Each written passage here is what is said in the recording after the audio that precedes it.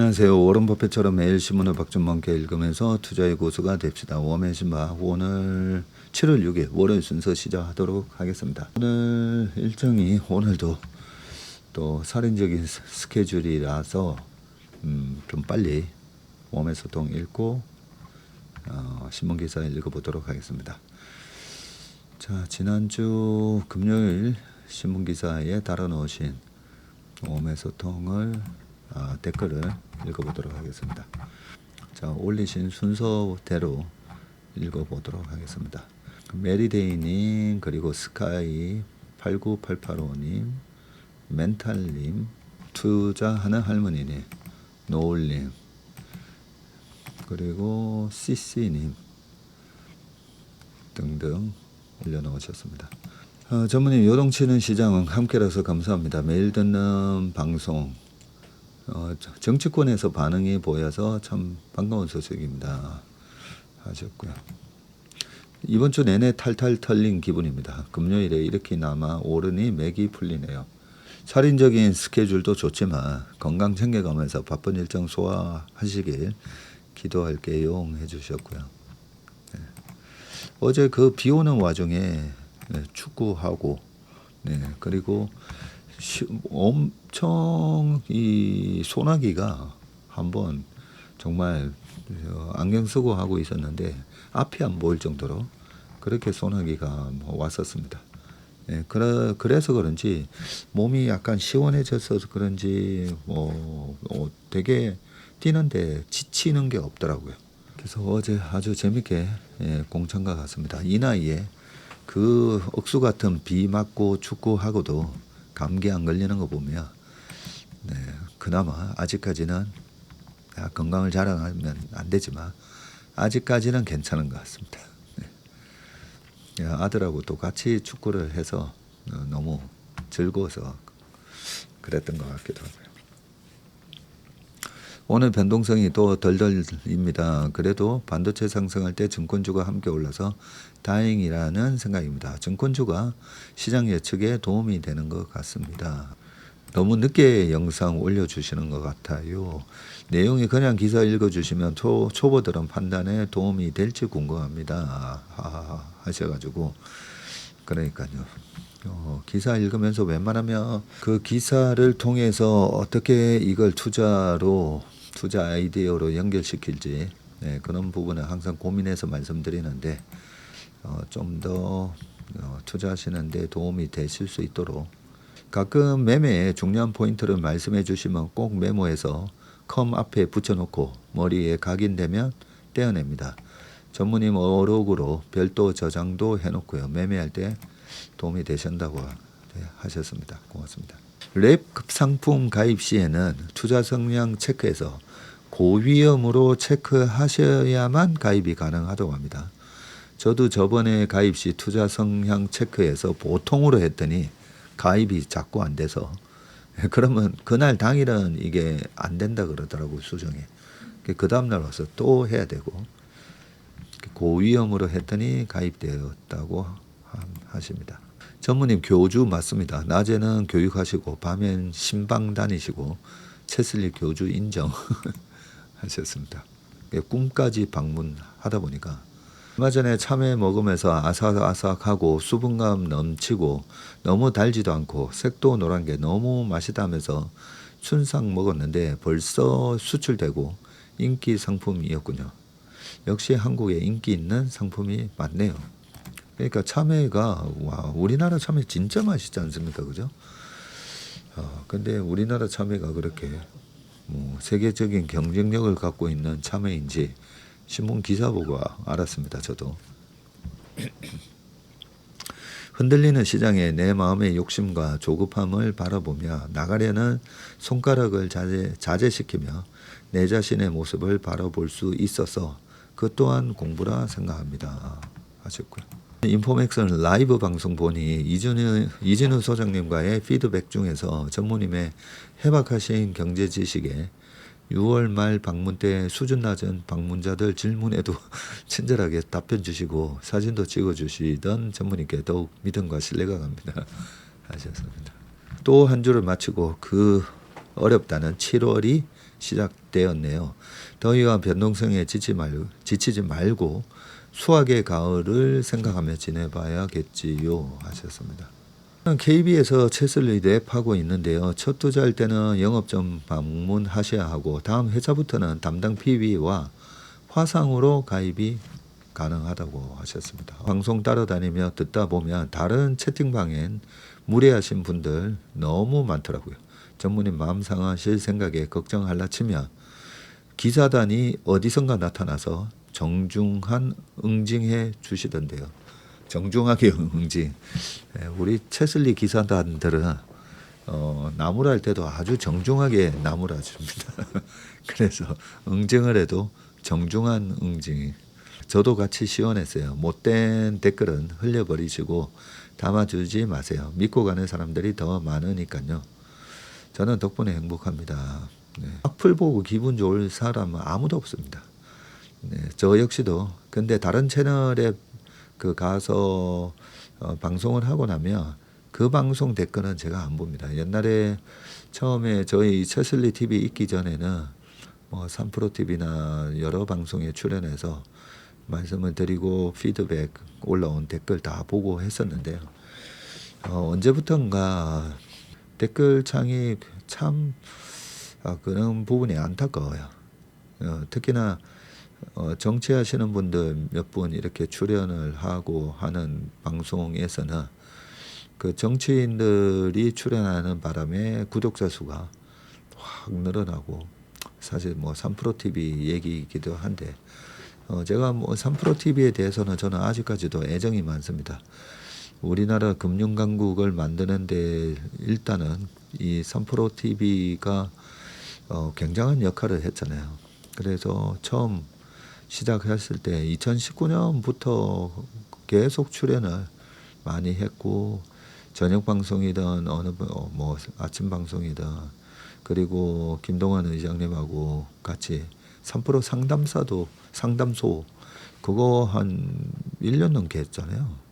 그래서 웬만하면 참 이 3프로 TV를 비롯해서 연합 그리고 뭐 한국경제TV 할 거 없이 이 경제 유튜브 경제 방송이 격이 높아지고 좀 더 우리 투자자분들한테 도움이 되게끔 그래서 이래저래 가리지 않고 했었는데 언젠가 뭐 선거철에 정치하시는 분들이 이렇게 출연하고 나면 구독자 수가 이제 확 늘어난 걸 보게 됐는데 그 이후에 댓글창을 보잖아요. 그러면 주식은 함께 잘 될 수 있는 게 주식이잖아요. 기업도 잘 되고 투자자도 잘 되고 다 함께 이렇게 뭐 증권사도 좋고 다 에브리바디 윈 할 수 있는 곳이 주식시장임에도 불구하고 이 정치는 세력 싸움이다 보니까 정치인들이 출연하고 나서는 그 늘어난 구독자분들이 주식도 무슨 정치처럼 이래 착각을 하시고 내가 갖고 있는 주식에 대해서 나쁘게 얘기하면 죽일 놈처럼 그죠? 그리고 온갖 정치판에서 오고 가는 말들 엄청 비난하잖아요. 보면 제가 정치가 갖고 있는 좋은 그 가치도 있긴 하지만 이 정치를 하는 하여튼 서로 너무 비난을 하는 게 저는 그 바닥에는 가면 안 되겠다. 네, 그런 생각이 들어서 그런데 아무튼 댓글이 많이 좀 사나워졌더라고요. 보니까 3%도 그렇고 그리고 다른 방송에도 일반 경제 방송에도 보면 거기서 활동하는 전문가들 그런 전문가들 입장에서는 저 사람은 못하는 사람이고 저 사람은 잘 못 맞추는 사람이니까 계속 이래 디스를 해야 자기 방송 자기 유료 방송에 좀 많이 들어올 수 있다라고 생각을 하고 서로 막 디스를 하는 게 눈에 보이더라고요. 막. 그런 것도 좀 그렇고 웬만하면 그 타방송 가서는 제가 그 댓글은 안 보니까요. 제 마음 상할까봐 그런 걱정을 안 하셔도 됩니다. 뭐 슈카라든지 소스몽키나 뭐 여러 가지 좋은 채널들 제가 이래 볼 때마다 거기서도 뭐 악플 다는 사람들, 시황맨도 그렇고 그렇게 좋은 내용 자체 보면 욕할 게 없잖아요. 그래서 늘 이렇게 악플 다는 사람들은 어쩔 수 없는 거고, 거기에 대한 뭐 반박을 굳이 왜 뭐 반박하시지? 좋아하는 사람들이 훨씬 많은데 저도 그런 생각이 들거든요. 그렇기 때문에 저도 그런 악플 때문에 마음 상해서 그러지는 않습니다. 항상 그 다른 방송 출연한 것도 전체 조회수 보고 좋아요 얼마나 왔는가, 그 정도만 딱 체크합니다. 중국으로 2주 후 급한 불들 끄고 오늘부터 모닝브리프 웜의 신박 다시 듣기 시작했어요. 개인 주식 계좌가 요동을 치는데 방송 들으며 정신줄 잡아볼게요. 전문의 목소리 삼천포 이야기도 그리웠습니다. 중국으로 이주하셨다고요? 네. 솔직히 내 자산을 불려주고 자식들 학원비 벌어주면 땡큐죠. 교주 할아비면 어떻습니까?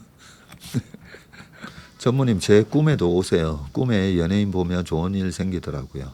연예인보다 더 환영합니다 하셨는데, 요즘 우리 최밀턴 분들 꿈에 탐방, 신방, 그 몽방인가요? 꿈에 나타나는 그 몽방, 다니느라 바쁜데 시간 나면 꼭 들리도록 하겠습니다. 댓글의 질문이 내가 궁금한 것들을 들으며 공부가 많이 됩니다. 그러니까요. 댓글에서 뭐 시장이나 이런 얘기들에 대한 질문이 있으면 제가 꼭 웬만하면 답변 드리려고 하고 있습니다. 단일 종목 레버리지 ETF만 제한적으로 양도세를 도입하면 투기적 수요를 제어하고 쏠림 현상도 완화될 수 있지 않을까요? 갑자기 생각이 떠올랐습니다 했는데, 그 ETF 매매하실 때 조심해야 되는 게 레버리지가 들어간 거, 그 다음에 해외 주식에 투자하는 거, 그거는 전부 다 양도세 있습니다. 국내 주식에 투자하는 ETF만 양도세가 없고요. 코덱스 레버리지 이것도 선물이 들어가기 때문에 양도세가 있습니다. 그러니까 국내 주식 삼성, 하이닉스, 단위 종목 레버리지 다 양도세 있고요. 인버스도 선물로 매매하는 거기 때문에 인버스도 다 매매 차익에 대한 양도소득세가 있습니다. 대표님, 어머님 전시회 하신다니 너무 기쁘시네요. 전 한 달 전 가신 어머님 생각에 울컥. 하긴 96세이셨. 우리 방 장군님 어머니 한 달 전에 모친상이셨습니까? 저한테 얘기하시지 그러셨어요. 96세에 돌아가셨으니까 호상이었다 그죠? 퇴근길에 못 들어 자기 전 침대에서 듣습니다. 듣다 보면 숙면할 테니 좋고요. 방송이 너무 기네요. 패스. 네, 좀 길다 싶으시면 바로 그냥 패스하시면 됩니다. 일임하려면 투자 금액이 얼마가 있어야 하는지 조심히 문의드립니다. 저희가 기본으로 3억 이상이고요. 근데 3억 만들려다가 2억 7천에서 다시 미끄러지고 2억 5천 6천 만들다가 다시 미끄러지고 뭐 이러신 분들은 그냥 저희 회사 일단 오세요. 일단 오시고, 제가 항상 인사드리니까 저한테 살짝 얘기해 주세요. 저한테 살짝 얘기해 주시면 제가 우리 조부장 보고 3억이 안 돼도 저거 해드리라고 제가 말씀드리거든요. 그러니까 애들 KB 랩하고 있는데 혹시 그래도 회사 방문 상담해도 될까요? 다음 주 서울 가는데 주식장도 너무 어렵게 해서 일임 상담 드리고 싶어서 용기 내서 댓글 써봅니다. 저희 회사 3시 반에 제가 오후 스케줄이 없으면 회사에서 하고, 이번에는 하여튼 저희 회사로 전화하셔가지고 오시는 날짜에 저희 회사에서 3시 반에 저 상담이 가능한지 저희 대표 전화로 전화 그러셔서 약속 잡으시면 될 것 같습니다. S대 물리학과 나온 친구 지금까지 미끌미끌 빠져나가다 드디어 입교하였습니다. 채슬리 박세익교예요. 그 친구가 부자 되게 해주세요. 이 좋은 투자 습관과 성공할 수밖에 없는 투자 원칙을 갖고 꾸준히만 하면 부자가 안 될 수가 없습니다. 저희 채슬리 TV가 사실 그러한 희망과 믿음을 입증해 드리려고 이걸 하고 있는 거거든요. 저 역시도 마찬가지고요. 제가 뭐 공부를 정말 열심히 하고 제가 머리가 좋은 것도 아니고, 네, 근데 이 업계에서 눈치가 빨라가지고 뭘 하면 되고 뭘 하면 안 되는지, 네, 제가 중국하고 1, 2등을 겨루는 회사는 피해야 되고 눈치가 빨라가지고 투자는 이렇게 하는 거구나. 그걸 정리해놓은 게 주식으로 부자 됩시오와 투자의 본질인데, 네, 그 원칙대로만 하니까 저 같은 사람도 이 바닥에서 그래도 살아남았잖아요. 그러니까 서울대 물리학과 나온 분이 그 좋은 투자 습관과 원칙만 가지고 꾸준히, 대신에 너무 조급하게 빨리 벌려고만 안 하시면 얼마든지 부자 될 수 있습니다. 주식으로 부자 됩시다. 열심히 읽고 있습니다. 정말 아무것도 모르고 주식을 산 저의 무지함이 부끄럽습니다. 책을 다 읽고 정리를 어떻게 해야 할지 고민해 봐야겠습니다. 연합인포 방송 들으며 4년 동안 삼전 가지고 있었던 제가 생각났어요. 삼전 망한다고 주식 팔라고 할 때도 전무님께서 외국인 비중이 높으니 망하지 않으니 기다리라고 하셔서 꾹 참고 기다렸지요. 그래서 오늘까지 들고 있었어요. 저 때문보다도 그렇게 들고 계신 게 진짜 잘하신 겁니다. 30년 전에 개인연금보험을 들어놓았던 걸 개시하려고 하는데 일시금으로 한꺼번에 받아 채슬리 1임 하는 게 이익인 것 같은 계산이 나오는데 어찌 생각하시는지요? 이율 5%짜리였어요. 그러니까요. 30년 전에 든 보험은 이율 5% 주거든요. 일단 가만히 들고 계시다가 제가 이 정도면 보험께서라도 해야 될 것 같다. 지난 3월 그때 이란 전쟁 때나요. 그리고 작년 4월 5일 그래서 우리 또 트럼프 대통령께서 또 가을맞이 또 대박엔 세일 이런 것도 해주실 수도 있거든요. 올해는 또 중간 선거가 있는 또 하반기로 지금 들어가고 있으니까 꼭 좀 기다리셨다가 하셔도 될 것 같습니다. 별주보전에서 나온 한국 화장품의 구조적 성장에 대해 조금 더 명확하게 설명해 드리고 싶어서 댓글 남깁니다. 화장품 산업의 흐름을 세대별로 보면 이해하기가 훨씬 쉽거든요. 우선 1세대는 아모레퍼시픽과 LG생활건강을 필두로 중국 시장을 중심으로 세계 시장을 선도했던 시기이고, 이어지는 2세대는 기초 화장품을 앞세워서 일본과 미국의 온라인 시장, 아마존 등을 선점하고 수출을 본격적으로 확대해 나간 단계이고요. 지금 주목해야 할 3세대가 바로 다시 한번 퀀텀 점프를 하는 구조적 성장의 단계인데요. 온라인 아마존에서 확고하게 쌓은 브랜드 이미지를 바탕으로 이제는 오프라인 채널까지 영역을 확장하고 있어요. 지역적으로는 미국 다음으로 유럽, 중동, 아시아 등 전 세계 온라인 채널로 뻗어나가는 중이고요. 과거의 지역적 리스크를 벗어나서 K컬처와 화장품은 전 세계 온라인에서 먼저 브랜드력을 다진 뒤에 오프라인으로 자연스럽게 침투해 들어가는 선순환 구조야말로 화장품 섹터의 진정한 구조적 성장이라고 판단할 수 있습니다. 와, 감사합니다. 네, 이런 댓글 좀 자주 올려주시기 바라겠습니다. 네, 그러면 오늘 웜의 소통이 여기까지 하고 이제 신문 기사 읽어보도록 하겠습니다. 네, 첫 번째 기사 보도록 하겠습니다. AI 기술 고도화 낸드 플래시 몸값도 디램 못지않게 뛰었다라고 되어 있는데요.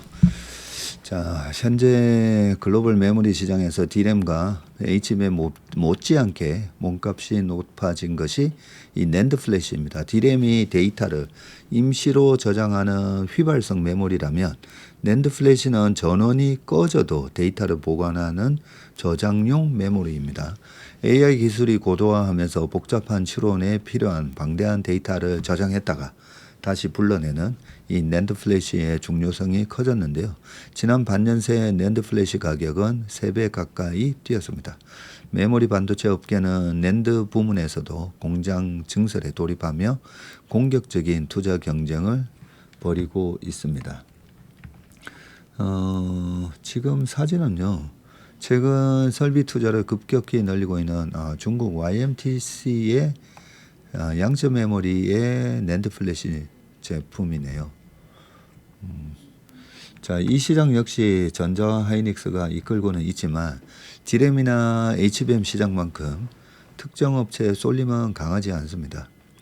올 1분기 글로벌 낸드 시장 점유율은 전자가 29%, 하이닉스 18%, 그리고 키옥시아가 일본의 키옥시아가 14, 마이크론이 13, 미국의 샌디스크도 13까지 올라왔는데 이 중국의 YMTC가 13%예요. 바짝 쫓아가고 있고요. 2위와 6위 업체 간의 격차가 겨우 5%포인트에 불과합니다. 그래서 빠르게 생산을 늘려서 고객을 확보하는 업체가 점유율을 끌어올릴 여지가 큰데요. 이 때문에 업체 간의 증설 경쟁이 디램 못지않게 거센데 하이닉스가 80조 원을 투자해서 청주에다가 이 낸드 생산 기지인 M17을 구축을 하고 29년 상반기 가동이 목표입니다. 마이크론 역시 240억 달러, 약 한 37조 정도 투자해서 싱가포르 내에서 낸드 생산 시설을 증설하고요. 28년 하반기부터 생산을 시작할 계획입니다. 요 생산이 언제부터인지 잘 봐둬야 되겠다, 그죠? 28년 하반기, 29년 상반기. 일본에서 합작법인 이 조인트 벤처 형태로 팹을 지금 공유하고 있는 키옥시아와 샌디스크는 지난해 기타카미 공장의 두 번째 생산 공장을 가동했고 이달 들어서 첨단 10세대 제품 생산을 시작했답니다. 반도체 업계에서는 후발주자였던 YMTC의 성장세를 주목하고 있는데 YMTC는 작년 1분기에 8%에 그쳤던 이 점유율을 1년 만에 5%포인트나 끌어올렸고요. 기존 우한 1, 2 공장의 생산 능력은 웨이파 기존 월 20만 장 수준인데 올해 말에 3공장이 가동이 되면 27년 월 5만 장 규모의 추가 생산 능력이 붙을 것으로 전망이 됩니다. 여기에 YMTC는 4에서 5공장 추가 건설도 검토 중인 것으로 알려졌고 설비 투자 자금을 마련하기 위한 IPO도 연내 목표로 진행 중인데 YMTC는 자체 3D 낸드 구조인 엑스태킹을 토대로 한 기술력과 생산력을 앞세워서 연내 낸드 플래시 점유율 지금 3위를 차지하겠다는 계획입니다. 자, 낸드 시장은 상대적으로 점유율 격차가 작아서 증설 효과가 곧바로 시장 판도 변화로 이어질 수가 있는데 AI 추론 확산으로 낸드 수요가 커지는 상황에서 YMTC까지 증설 경쟁에 뛰어들면서 낸드 시장을 둘러싼 가격 물량 경쟁이 한층 거세질 것이라고 했습니다. 자, 그 다음에 재미난 기사인데 트럼프 대통령이 쿠팡 주식을 18차례나 사고 팔았다고 합니다. 자, 트럼프 대통령이 재임 기간 쿠팡 주식을 18차례 사고 팔았고요. 같은 날 4일 가족이 운영하는 가상화폐 사업으로 막대한 수익을 올린 것도 드러났는데 트럼프는 이에 대통령 권한과 제 개인 재산 증식이 뒤섞인 이해 충돌 논란이 지금 불거지고 있답니다.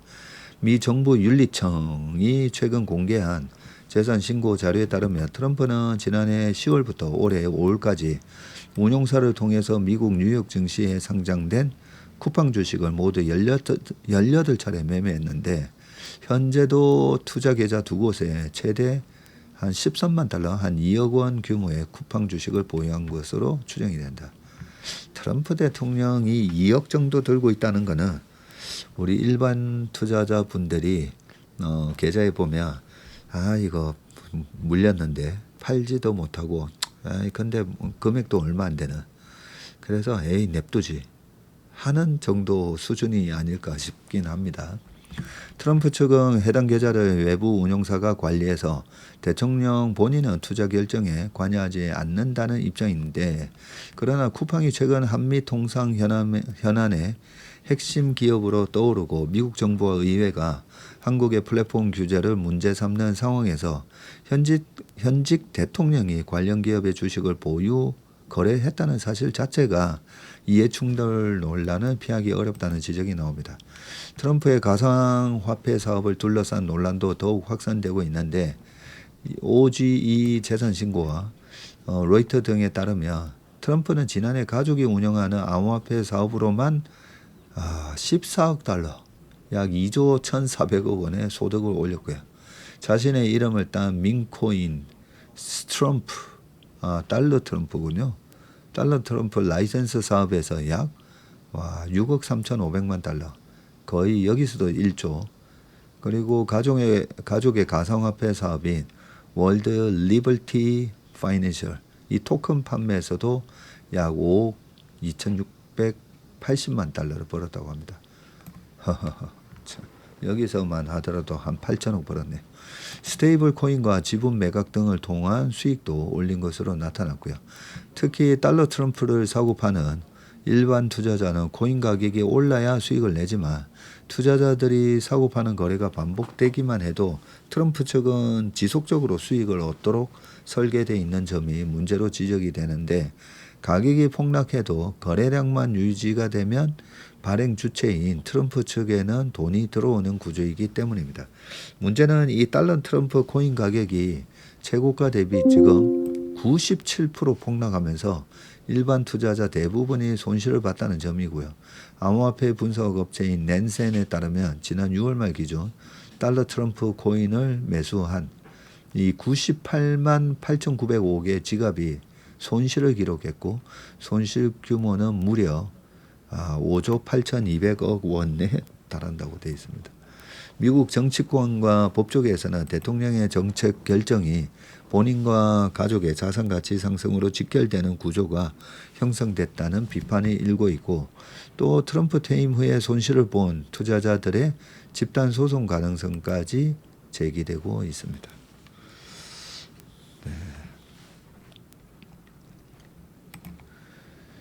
자, 호암 이병철 회장의 첫 공술의 공수거 글씨가 경매로 나왔다고 하는데, 공술의 공수거, 빈손으로 왔다가 빈손으로 간다. 호암 이병철 1910년에서 1987년 77세, 만 77세에 돌아가셨네요.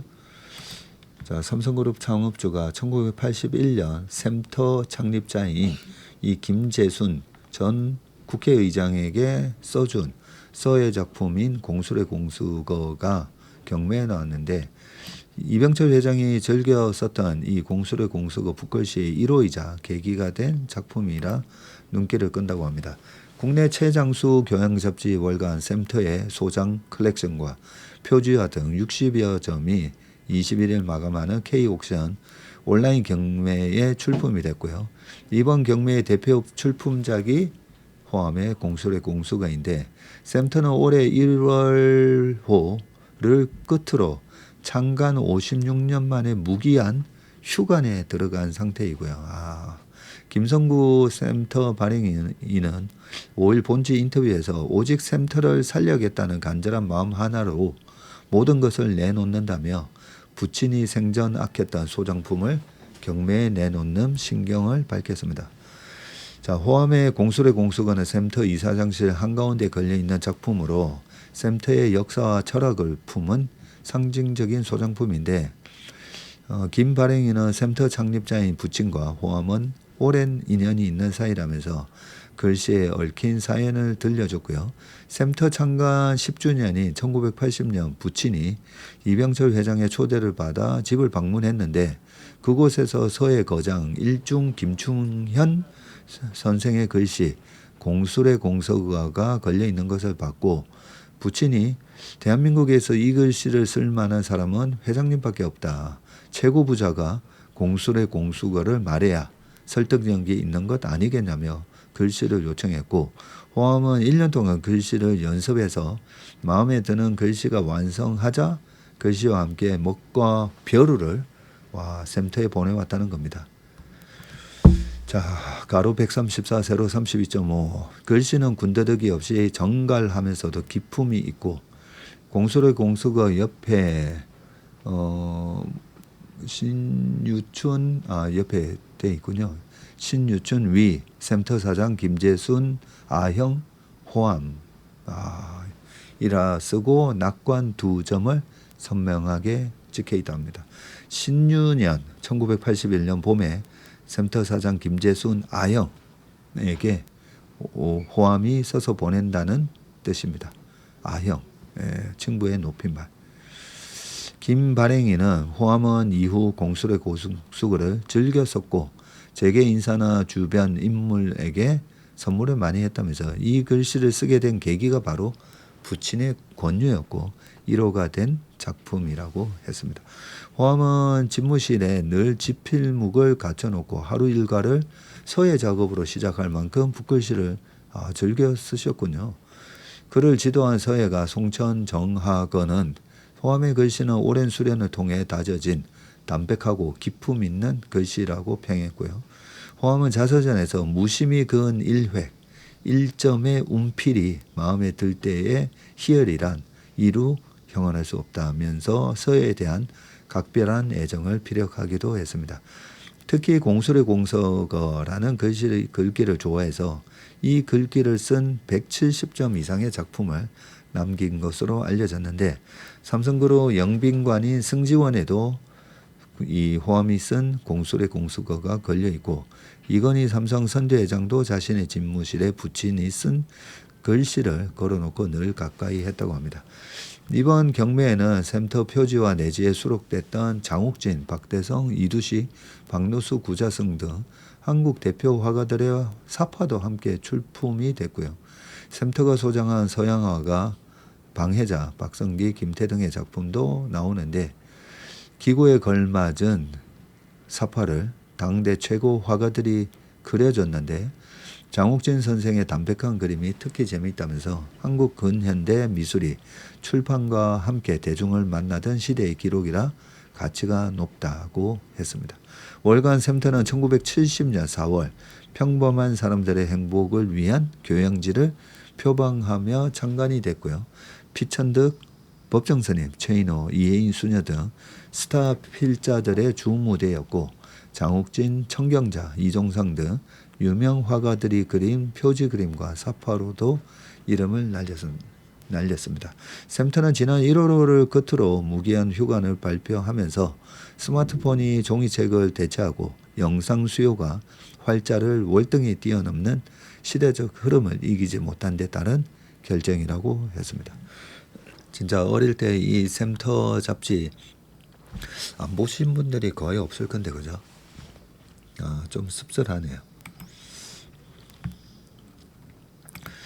자, 씁쓸함을 달래기 위해서 정인양 예술서의 민화 전시회 2026년 7월 6일 오늘입니다. 오늘부터 8월 28일까지 오전 10시부터 오후 4시에 정인양 예술서의 민화 전시회가 열립니다. DB금융투자 27층 알파 플러스 클럽이고요.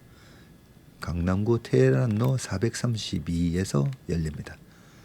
안내 전화는 3011-4334번인데 아니 생뚱맞게 이게 뭐지 하실 건데 정인양 예술서의 민화 전시회 제게 행복이 왔습니다. 당신이 찾아준 날은 행복이 찾아온 날이었습니다. 전시기전 해가지고 저희 어머니 전시회입니다. 저희 어머니 여기 민화 작품이고요. 저희 어머니가 제 어릴 때부터 서예를 하셔가지고 서예를 하셨는데 민화 그리신 지는 한 15년 되신 것 같은데요. 그래서 어머니 이 그림과 붓글씨로 달력을 이거 다 올해 만든 달력에 들어갔던 그림들이죠. 달력에 들어갔던 그림들입니다. 가족이라는 끈끈한 둘레 안에서 삶의 의미가 있음을 모두가 느끼는 순간 꾸밈없는 행복이 이렇게 찾아오더이다. 김두겸 씨 예술전이냐. 그래서 이런 작품들을 보실 수가 있습니다. 네. 테헤란로 여기 포스코 센터 바로 옆에 있습니다. 포스코 센터 바로 옆에 DB손해보험 본사. 네, 27층에서 전시회가 열립니다. 무료입니다. 네.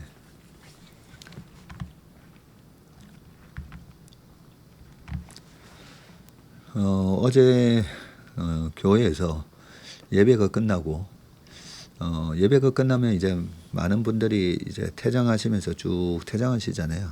예, 그럴 때 이제 고개를 숙이고 이제 기도를 한 10분 정도 하는데요.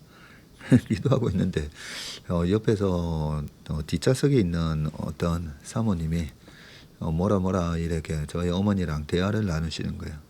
그래서 기도 끝나고 나서 무슨 얘기 나누셨습니까 했더니 그 바로 저희 뒷좌석에 앉아 계시던 사모님이 어제 저희 아들이 이제 지난주 화요일 날 왔지 않습니까? 그 화요일 날 오면 아들은 그냥 아직까지 신앙심은 없는데요. 교회는 항상 같이 따라 나옵니다. 그래서 저희 아버지, 어머니, 저희 아들, 그리고 저랑 뭐 저희 집사람이랑 이렇게 5명 쭉 앉아 있는데, 근데 뒤에서 보시면서 그 사모님이 어떻게 그렇게 손자가 할머니를 그렇게 사랑스러운 눈빛으로 쳐다보냐는 거죠. 저희 아들이 이렇게 생글생글 웃는 얼굴이다 보니까 할머니를 쳐다볼 때도 막 이렇게 생글생글 웃으면서 얘기하거든요. 그러면서 그 뒤에서 쳐다보는데 울컥하더라는 거예요. 그 사모님이 어떻게 저렇게 손자가 할머니를 저렇게 사랑스러운 눈빛으로 쳐다볼까. 그런 말씀을 하셨다길래 저는 속으로 그 얘기를 어머니한테 전화 듣고 지난번에도 말씀드린 대로 뿌린 대로 거두고 자업자득입니다. 네. 그 손자한테 어릴 때부터 거의 뭐 저희 아버지 어머니가 저희 아들이 첫 손주다 보니까 완전히 그냥 뭐 애지중지 말 그대로 애지중지 키우셨죠. 그걸 저희 아들하고 딸이 다 아는 거죠. 알다 보니까 지금도 그 가끔씩 이제 이렇게 한국 방학이라서 들어오거나 하면 할아버지 할머니하고 함께하는 시간을 갖기 위해서 같이 교회도 나오고 끝나고 식사도 하고. 그래서 저희 어머니를 한번 보고 싶다. 도대체 어떤 할머니인지 한번 보고 싶다 하시는 분들 가서 작품도 보시고 얘기도 나누시고 그러고 오시면 될 겁니다.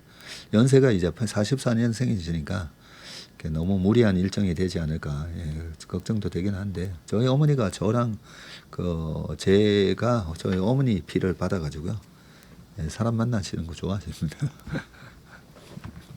시간 되시는 분들은 이 여름에 주식으로 너무 스트레스 받지 마시고 한번 전시장이 시원하다고 하니까요 나들이 삼아 한번 가보시면 될 것 같습니다. 자, 그 다음 기사 보도록 하겠습니다. 2분기 실적 나스닥 상장 반도체 투톱 운명의 한 주 되어 있는데 롤러코스터 장세 변화 오나 이번 주 주식 투자자들이 주목하는 최대 이벤트는 7일 삼성전자의 2분기 실적 발표 내일이네요. 그리고 10일 하이닉스의 ADR 상장입니다. 두 이벤트는 시가총액의 절반 이상을 차지하는 압도적 이 투톱의 주가 향방을 가를 분수령이 될 가능성이 높고요. ADR은 외국 기업이 미국 증시에서 자사 주식을 거래할 수 있도록 현지 예탁기관이 발행하는 대체 증서입니다. 두 이벤트가 사흘 간격으로 몰리면서 그간 투자자들을 괴롭혀온 이 롤러코스터 장세에 어떤 변화가 생길지 귀추가 주목이 됩니다. 네, 지금 뭐 290 한 7, 8만 원까지 갔다가 또 200만 원 초반까지 갔다가 막 변동성이 큽니다. 자, 전자의 2분기 잠정 실적은 역대 최대 기록이 유력하죠.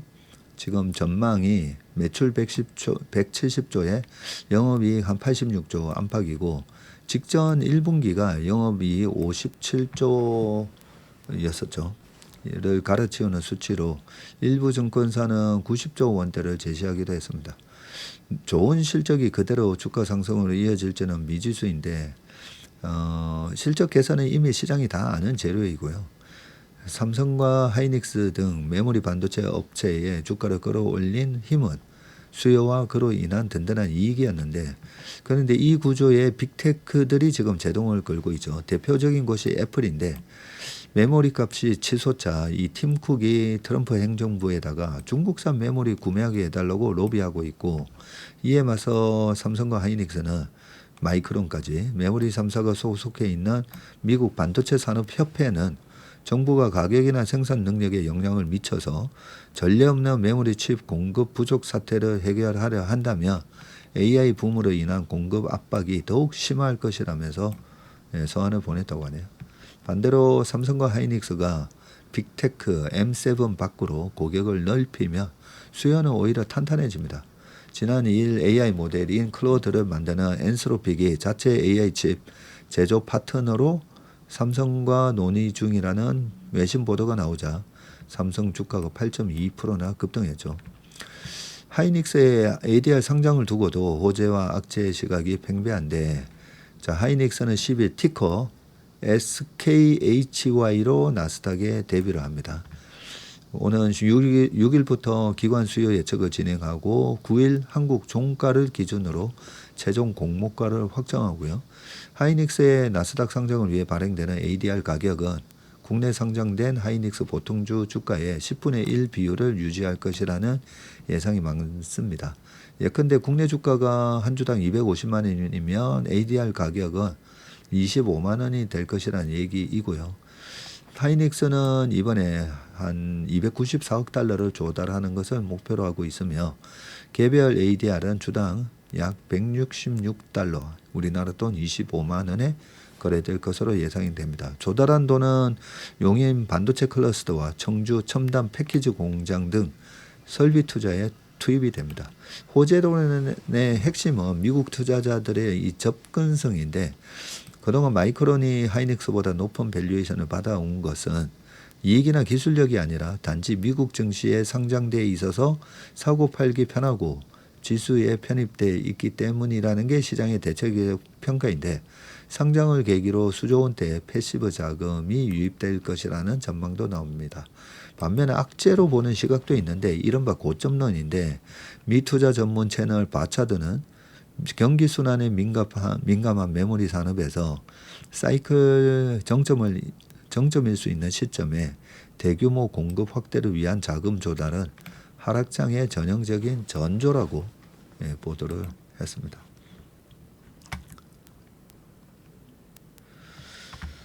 자, 그다음 반도체 얘기가 계속 이어지니까요. 읽어보겠습니다. 반도체 바람 타고 돌아온 LNG 발전인데, 자, 지난달 30일 광주에서 전영현 부회장이 반도체 팹을 포함해서 400조 원 넘는 투자 계획안을 발표했고요. 그러면서 그는 원전 확대 및 LNG 열병합 발전이 반드시 추진될 수 있도록 부탁드린다고 했습니다. 정부는 선원권의 재생에너지가 풍부하다면서 반도체 팹을 짓는 데 문제가 없다고 주장하지만, 기업은 반도체 공장은 찰나의 정전에도 막대한 손실이 발생하는 만큼 날씨와 시간대에 따라 이 발전량이 출렁이는 재생에너지의 가능성을 보완해야 한다고 짚은 건데, 정부가 호남에 초대형 반도체 팹 4기를 짓고 전국의 AI 데이터 센터 7곳을 건설하겠다고 발표한 직후에 국내에서는 이 LNG 발전의 역할이 더욱 커질 수밖에 없다는 말이 나오는데, 원전을 짓는 데 긴 시간이 걸리는 만큼 현재로서는 즉각 전력 공급원 역할을 맡을 게 사실상 LNG 발전뿐이라는 것입니다. 주요국들은 이미 이 같은 현실을 정책에 반영하고 있고요. 미국 연구기관의 글로벌 에너지 모니터에 따르면 25년 전 세계 신규 가스 발전 개발 용량은 1047기가와트로 전년보다 31% 급증했는데, GM은 미국은 가스 발전 개발 용량이 세계 1위 252기가와트인데 이 중 3분의 1 이상이 AI 데이터 센터용이라고 분석했고요. 미국 정부는 2-3년 전에 친환경 추세에 맞춰서 도입했던 신규 가스 발전소 건설 관련 규제도 폐지하거나 유예하고 있습니다. 탈가스 탈석탄 정책에 속도를 내던 독일도 최근 재생에너지 출력이 부족할 때 전력을 보탤 발전소를 경쟁 입찰로 선정할 수 있게 하는 법안이 통과가 됐고, 현재에서는 신규 가스 발전소를 확보하기 위한 조치라는 분석도 나왔는데, 일본도 AI 데이터 센터와 반도체 공장 전력 수요를 충당하기 위해서 정책적으로 LNG 조달을 늘리고 있습니다. 베트남은 2030년까지 전력 계획의 핵심 축으로 LNG를 명시했고, 조성봉 숭실대 교수는 한국도 LNG를 단순한 발전 설비가 아니라 전력망을 안정시키는 최소한의 장치로 보고 역할을 확대해야 한다고 했습니다. 자, 마지막 기사입니다. 불붙은 반도체 공장 증설 경쟁, 마이크론 히로시마에 14조 투자. 세계 3위 메모리 반도체 기업이 미국 마이크론 테크놀로지가 일본 정부의 지원을 받아서 AI용 차세대 메모리 생산 시설의 증설에 뛰어들었습니다. 선두 업체인 삼성과 하이닉스가 지난달 서남권에 이 800조 원 규모의 반도체 팹 4기를 구축하는 이 대형 프로젝트를 발표한 지 나흘 만이고요. 미국 마이크론과 일본 경쟁 산업성은 4일 일본 히로시마현에 위치한 히가시 히로시마 공장에다가 신규 팹 기공식을 열었는데, 마이크론은 이 공장에 총 1조 5천억엔 약 14조 원을 투자해서 28년부터 단계적으로 HBM 등 최신 메모리 반도체를 생산할 예정이고, 일본 정부가 이 중 3분의 1인 최대 5조 원을 지원합니다. 중국 최대 메모리 반도체 기업 창신메모리도 올해 상하이에 대규모 설비 투자를 계획 중이고, 창신메모리는 역시 중국 정부의 전폭적 지원을 받고 있습니다. 반도체 업계에서는 초호황 국면에 들어선 메모리 반도체 시장을 놓고 기업 국가 간 투자 경쟁이 본격화하고 있다는 분석이 나오는데, AI 시장의 폭발적 성장과 함께 이 글로벌 메모리 반도체 시장은 HBM은 물론이고 지금 일반 D램까지 심각한 품귀 현상을 겪고 있는데, 올해 전 세계 D램 시장은 12% 공급 부족이 예상되는 가운데 AI 서버용 D램 수요는 전년 대비 105%, HBM 수요는 110% 각각 증가할 전망입니다. 이러한 공급 부족 상황이 장기화할 것이라는 전망이 힘을 얻으면서 전 세계 주요 반도체 기업들은 일제히 증설 경쟁에 뛰어들었고, 여기에 메모리 반도체를 AI 시대에 핵심 전략 물자로 인식한 각국 정부도 자국 내 생산 기지 확보에 팔을 걷어붙이며 국가 간 공급망 경쟁의 조짐마저 보이고 있습니다.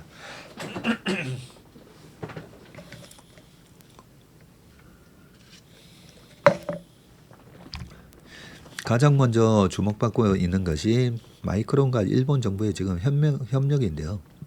마이크론의 이번 히로시마 공장 투자에는 반도체 부활을 노리는 일본 정부의 전략이 숨어 있다고 분석을 하고 있고요.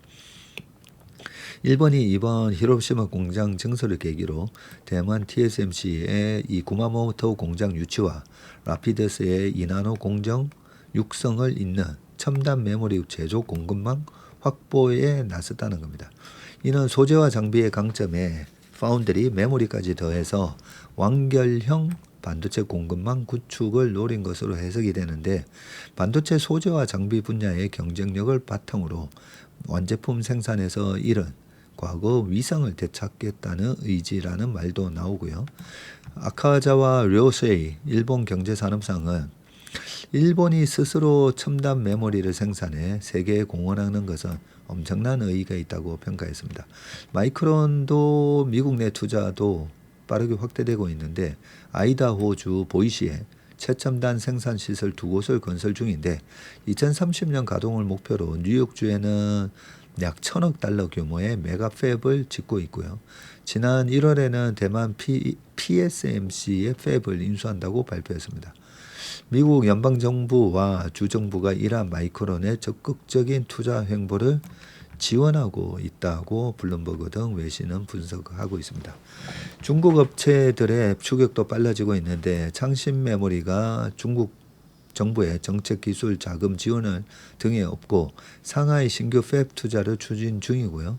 올해 하반기 IPO를 통해서 필요한 6조에서 7조 원을 조달할 걸로 알려져 있고 상하이 신규 공장의 총 생산 능력은 기존 허페이 본사 공장 약 29만 장 추정에 2~3배에 달할 것으로 전망이 되는데 니케이 아시아는 27년부터 본격 양산에 돌입하고 현재 월 29만 장 수준인 생산 능력을 연내 30만 장, 28년에는 40만 장 이상까지 끌어올리는 것이 목표라고 분석했습니다. 중국 업체들은 미국의 첨단 반도체 수출 통제 속에서도 범용 D램을 중심으로 생산 능력을 빠르게 늘리고 있는데 당장은 최첨단 HBM 시장에서 한국, 미국 업체와 기술 격차가 있지만 대규모 내수 시장과 정부 지원을 바탕으로 범용 메모리 시장을 흔들 수 있다는 관측이 나옵니다.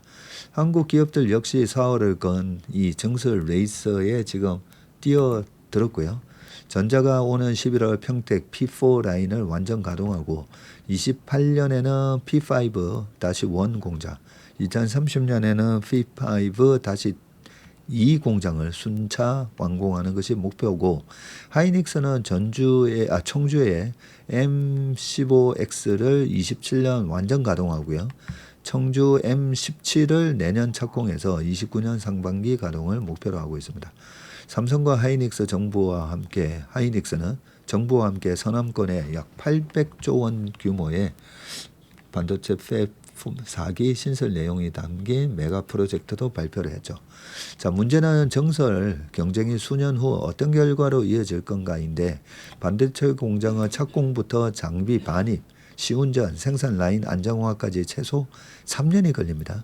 현재 각국에서 추진되는 대형 팹 투자가 실제 제품을 쏟아내는 시점은 28년 이후에 집중될 가능성이 큰데 이로 인해서 수년 후에 공급 과잉이 초래될 수 있다는 우려가 나옵니다. 카운터포인트 리서치는 2027년 하반기 이후부터 공급 증가가 가시화하면 반도체 가격에 급격한 조정이 있을 수 있다고 경고를 했는데 핸델 존스 인터내셔널 비즈니스 전략 CEO도 지난 3월 반도체 수요를 빨아들이는 글로벌 AI 인프라 자본 지출이 2020년 이후 6년 만에 5~6배 폭증을 했지만 28년에는 이 과잉 공급이라는 부작용으로 돌아올 수 있다고 말했습니다. 반도체 기업들에게는 기회와 위험이 동시에 커지고 있는 셈인데 삼성과 하이닉스의 서남권 반도체 투자가 이 뒷북 투자가 될 수 있다는 우려가 나오는 이유입니다. 이종호 서울대 교수는 만약 반도체 수요가 급격히 얼어붙으면 감당하기 힘든 대혼란이 전방위로 몰아칠 것이라고 말을 했습니다. 네, 전체적으로 아무튼 28년에는 이 공급이 조금 쏟아지면서 수요가 계속 탄탄하게 받쳐주면 되는데 수요단에서 조금만 문제가 있더라도 이 공급 물량이 쏟아지는 28년, 29년에는 조심해야 된다. 뭐 그런 의견이 있기 때문에 아무튼 내년에는 조금 선제적으로 주가가 반영할 가능성이 있기 때문에 투자하시는데 계획을 잘 세우셔서 투자하시면 좋을 것 같습니다. 네, 오늘 웜의 신박은 여기까지 하겠습니다. 이번 한 주도 건강하고 행복이 가득한 그런 한 주 되시길 바라겠습니다. 고맙습니다.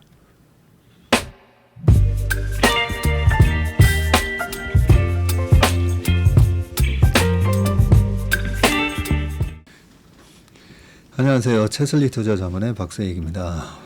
최근 저와 채슬리 이름을 도용해서 투자 사이트라든지 밴드, 텔레그램, 카톡 채널 등에서 이 리딩방으로 유도한 뒤에 금전적인 피해를 입히는 이 사칭 사례가 빈번하게 지금 발생하고 있습니다. 저를 비롯해서 저희 채슬리 투자자문의 임직원들은 SNS나 온라인 채널 등을 통해서 일체의 투자자문 활동을 하지 않고 있습니다. 저희는 정식 자문을 하기 위해서는 반드시 저희 회사에 내방하셔서 계약서 작성 절차를 거쳐서 진행되기 때문에 이외의 모든 유료, 무료 지금 투자자문 행위는 불법이므로 각별히 주의하시길 바라겠습니다. 의심스러운 채널이나 메시지를 받으시면요, 그냥 피해를 방지하기 위해서 즉시 신고하시거나 삭제하시길 바라겠습니다. 대부분의 사례가 이 사칭 사례에 피해를 보신 분들의 핸드폰을 제가 보면 이 방에 오셔서 무료로 투자를 도와드립니다. 뭐 이런 얘기를 하고 있고요. 거기에 보면 어떤 밴드로, 특정 밴드로 유도한 다음에 돈을 송금하라고 되어 있습니다. 예, 그 과정에서 저희하고의 일체 계약 관계가 없기 때문에 그렇게 돈을 송금하라고 하는 부분에 있어서 특히나 유의를 좀 해주시기 바라겠습니다.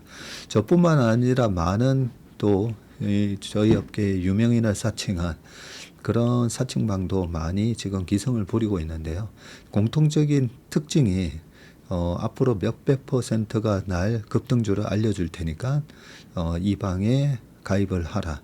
그러고 난 다음에 금전적인 부분을 갖다가 송금을 요청하는 그런 형태의 수법을 쓰고 있기 때문에 그렇게 무료로 주식을 알려드립니다. 이런 문자를 받으시면 바로바로 삭제를 하시길 바라겠습니다. 저희 채슬리와 채슬리 임직원들을 많이 사랑해 주시는 저희 채슬리의 고객분들 그리고 저희 채슬리의 이 구독자분들이 이런 사칭 피해가 일체 발생하지 않기를 바랍니다. 그러면 여러분들의 가정과 일터에서 항상 평화와 행복이 가득하시길 기원합니다.